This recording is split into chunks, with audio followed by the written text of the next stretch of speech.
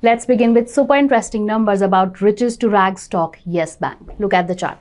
Who doesn't know about the downfall of Yes Bank in the stock market? But at the risk of repeating myself, Yes Bank shares slipped by 41% between 27th August 2018 and 21st September 2018. Now, where it gets interesting is that between the same time period, Zerodha, an esteemed broking house of our country, witnessed a sharp rise in the unique investors in Yes Bank stock on its platform. In a blog, the broking house says that the number of unique investors more than doubled from 23,681 to 58,909 in the same time period. By 22nd August 2019, the stock had crashed by over 85% in 1 year. But brace yourself for a shocker. The number of investors further rose to almost 2 lakh on the platform. How ironical, right? But why would these investors invest more in a falling stock? Well, what they were trying to do was averaging down. And in case some investors are still holding these stocks at the current price of around 24 rupees per share, they must be sitting at bundles of losses. Hello and welcome to our channel 5-Minute Finance by ET Money, where we talk about the basics of investing and personal finance. So while the averaging down strategy might have worked for many investors and traders over the years, the problem with averaging down is that one single bad trade and all your previous earnings may be wiped off. So today we are going to look at how averaging down is not everyone's cup of tea and how bad it can hit your finances if you get your call wrong. We'll also share a better way, or we can call it the right way, of averaging down the buy price of your stocks. For new investors, a quick explanation of the concept. So averaging down is an investing strategy where you continue to buy more and more shares of a company as the price is dropping, in an attempt to reduce the average purchase price of the stocks of that company in your portfolio. Simple concept. Now, while buy low, sell high is one of the well-known investment maxims in the stock market, can it be executed with 100% accuracy always? Well, the answer is a big no. The volatility in the market makes it difficult to do so. So when the price of stocks in your portfolio falls below your buying price, which means you are in a loss from that stock investment, you have two options in front of you. One, either sell the stocks and cut the losses quickly. Or second, buy additional shares to lower the average buying price. Now here, first option is simple to understand. But if you are going for the second option, this can be a major risk for you. We already saw at the beginning of this video how investors in Yes Bank effectively saw their money going up in flames. With no signs of recovery, in fact, in the recent 4 years, the stock has been trading in the low double-digit figure. So we can conveniently say that averaging down is dangerous.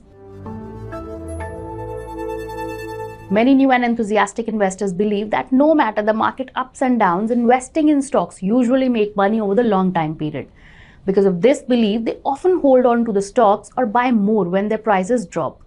However, in reality, selling early might have been a smarter move. Now, this is called the sunk cost fallacy. Let's understand it with an example. Suppose you bought 100 stocks of company X at 500 rupees. After a few days, the price of the stock fell to 450, so your investment is down by 10%. Instead of exiting the investment at a loss, you bought 50 more stocks, thinking it will lower the holding cost. And when the price increases, you don't have to wait till your original buy price of 500 to exit the investment.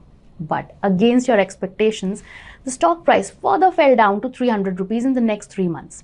But since the concept of sunk cost fallacy is at play, you plan to buy more stocks to further lower down the purchase price. Again, with the belief that when the stock price will rise even slightly, you will sell your investment for small profit. And now the stock price has dived to 200 rupees.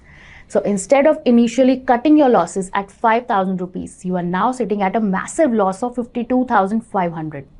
Continuing to invest in a falling stock doesn't make you money. It just compounds losses and can wipe out all your previous earnings. In a true sense, averaging down is like catching a falling knife. So to summarize till this point, averaging down on falling stock can wipe out all your years of gains from the stock market. So the right strategy is to cut down the losses as soon as it breaches your comfort level or the appetite to stomach the losses. So does it mean that the whole idea of averaging is useless? Well, that's not correct. An experienced investor can practice an opposite approach, that is averaging up on growth stocks.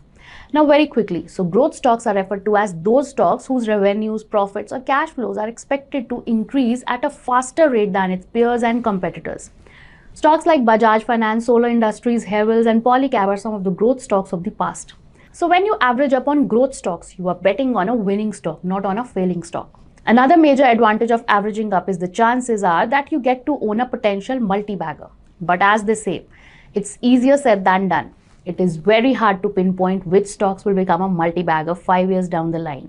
Take for instance Varun Beverages, which is quite a success story.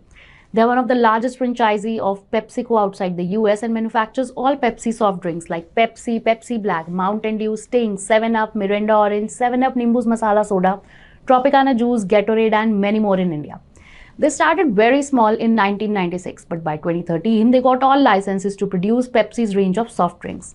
Investors quickly took notice of Varun Beverages' remarkable growth trajectory and the company's stock became a hot commodity.